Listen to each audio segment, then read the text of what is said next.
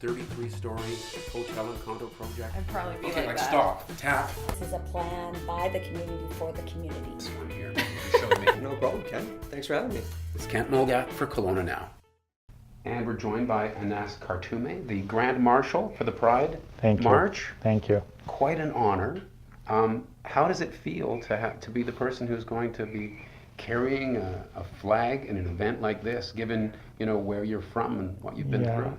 Well, first of all, it's such an honor for me. Like after more than 30 years, feeling or having this guilty in my side and feeling shamed of who I am, and now I feel like all my suffering and the pressure I had in Syria and Middle East now is paying off, and it's such an honor from Canada and Canadian to vote for my story to be the Grand Marshal in Kelowna. Canada's a pretty liberal country. We're pretty accepting, but a lot of people do have a lot of struggles dealing with their own family and their friends about issues like this, but nothing like Syria. What was it like? Take it back to when you first started to think that you were different in that way. What was it like having that kind of a secret in a country like Syria? It's a lot of pressure, it's a lot of suffering, a lot of especially in my childhood, it was like an attack on my childhood. First of all, the challenging of being influenced with the conservative culture. First challenging was like I should convince myself and admit myself who I am, and then seek recognition from the other. So it takes like more than 10 years for me to recognize that, oh, this is not something I'm guilty for. This is because I was a little bit influenced with the Muslim culture. This is how I raised and how I grew up. And at that time, they taught me that, oh, being gay is like something, it's a guilty, and you should be liable to death. And it's a test from God. If you change your identity, you will pass this test. If otherwise, you will not. And at that time, I was like trying to put pressure on myself to change myself, like trying to convince me and to convince the other that, oh, I'm not. I can be straight. I can be masculine. That the way that people would accept me.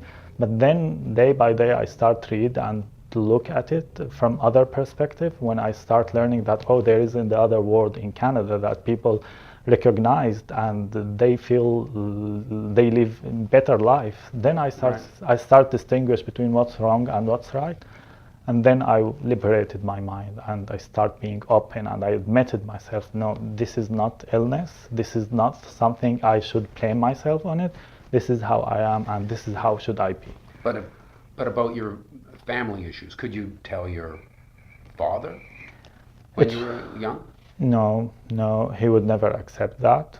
And especially that my father, he informed to me that I'm gay even before I know that I'm gay. When I was very little child, when I had, the reason of that he was maybe picking up on some traits, like the way I used to speak, the way my soft voice, my walking, whatever, my interest on my sister toys. He used to feel shamed about that. He used to say that, oh, I have two girls in my house and their sister Anas. So that touched me a lot. That makes me feel like, oh, I should be more masculine just to prove to him that I'm not the son that you shamed about. It was like nightmare for me. Right. My mother was very supportive. She was very nice for me, but at the same time, first, it takes time for her to accept and recognize. She was like, oh, I love you, but can we check with the doctor? Can we see if we can do something? Because even she suggesting maybe you need to be fixed. Even me, I used to convince like this. And then we both reached to conclusion, no. And my mother is more liberal, and she was like accepting. And she said, no, this is something we both learned about that while reading articles on Google and checking out, seeing Canada, Europe, and US, and how gays like well recognized in many places. Then she was like dreaming. Before she died, she used to tell me that I wish you will travel and live the life you would love to. But listening to that, tell us about the stakes that are involved here. I mean, it may have been at least partly that your father was trying to protect you, because if a person just announces to their community in Syria that they're gay, what are the stakes there? I mean, you're Well, my father was if you mean like at that time before I come to here, no, when I get younger, I start like prove that I'm not gay, and he was convinced that I'm not. But now when I come out here as gay, I know that I will not go back to Syria. right. Okay, but what I'm trying to get at is that a person simply cannot be openly gay in Syria. No, you cannot be open that gay. What happens if it gets publicly known that you're gay? What would happen? Well, there is two things to worry about. First of all, the regime in Syria that you are liable to 3 years in jail if you got caught as gay. But this is not my best worried. What makes me more scared that the Muslim culture, that they are very convinced that gay are threat to the society and the kids, and they should be liable to death penalty. You could have been killed. I could have been killed, and it's happened that a lot of stories we heard that people kidnapped and thrown from the roof, like ISIS did. Well, in Damascus, nothing like this happened, but people influenced with this culture, and they feel like we are a threat to your kids, and if we are out, it's a lot of problem on our head, and plus like being gay is very hard, but being feminine or transgender is also harder, because if you are gay and masculine, you can hide it. You can be covered with girls, like I did. Like I used to be covered with girls, and I used to pretend that I have my girlfriend, the woman that I told you that I came out to her. Yes. She used to protect me. She used to pretend, oh, we are lover, we are like, because most of the people feel weird, like you are 30 years old, you didn't get married till now, why? And they put a lot of pressure on guys to get married, and it's happened that most of the gays now in Syria, if they like stay longer, they will get married just because of the pressure from the family and the society. Right. So tell us how you got out. So it was around 2015 that you're in Syria, that you begin to try to find a way out?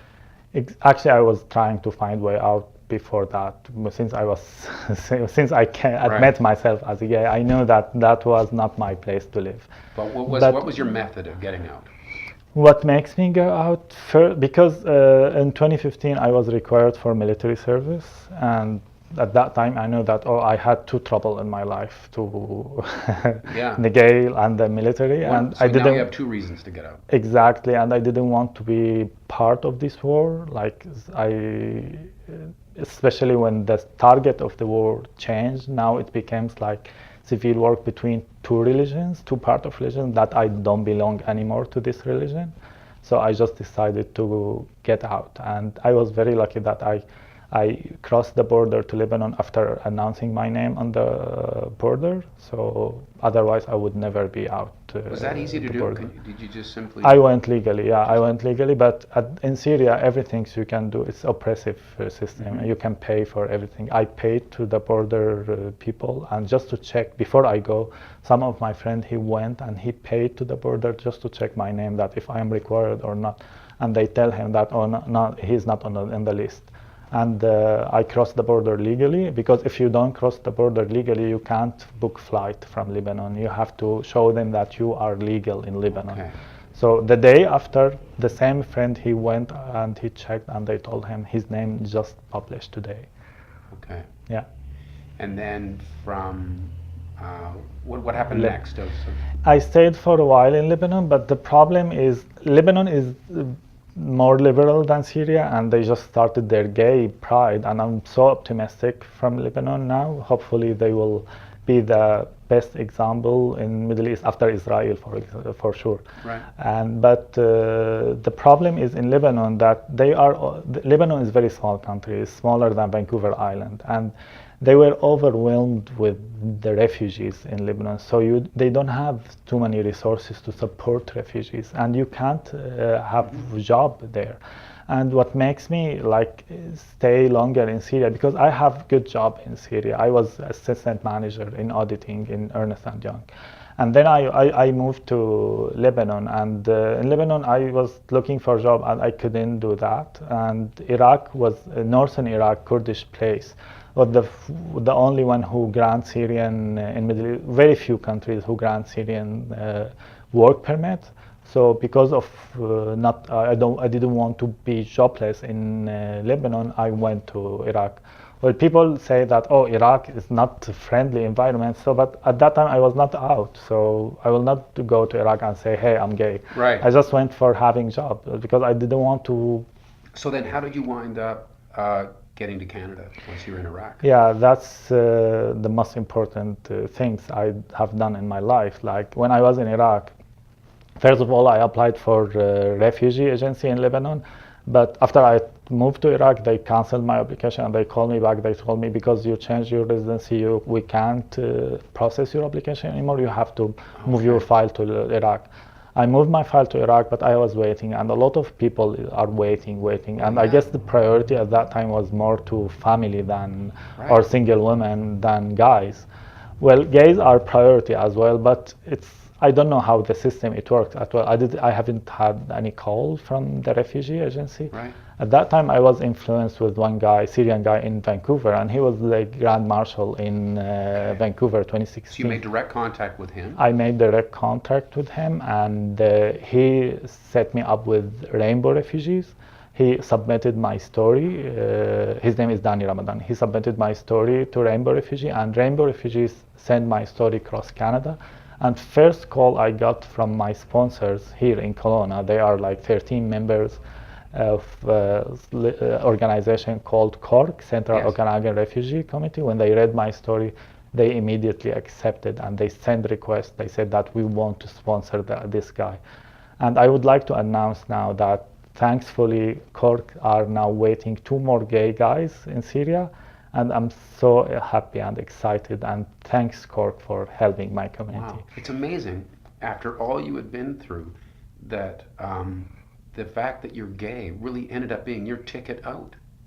Yeah, it's like advantages now for me. Yeah, seriously, I feel like it's advantages here. Like so, 8 months you've been in Canada. In Canada, yeah, 8 months. I arrived. Have you at any point during those 8 months felt in any way mistreated because of your sexual orientation?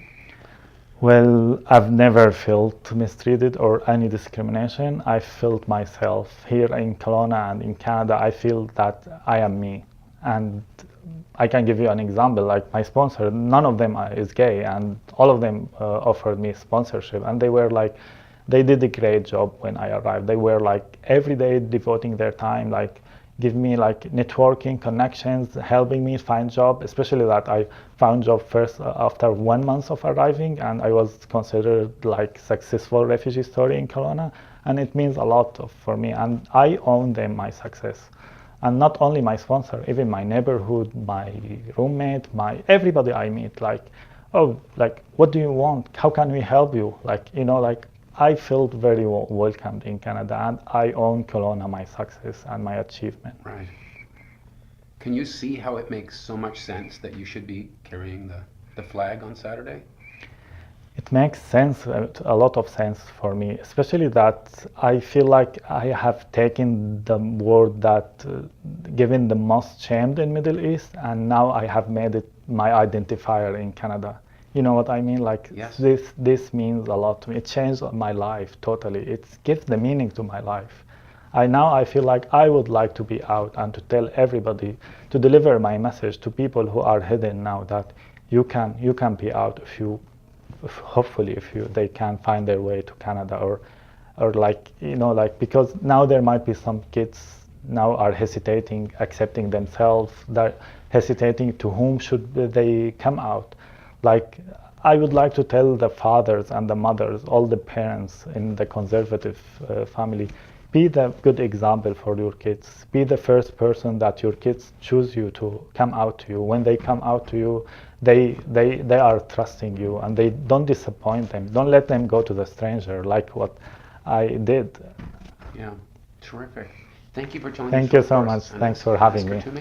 Thank you for watching Kelowna Now.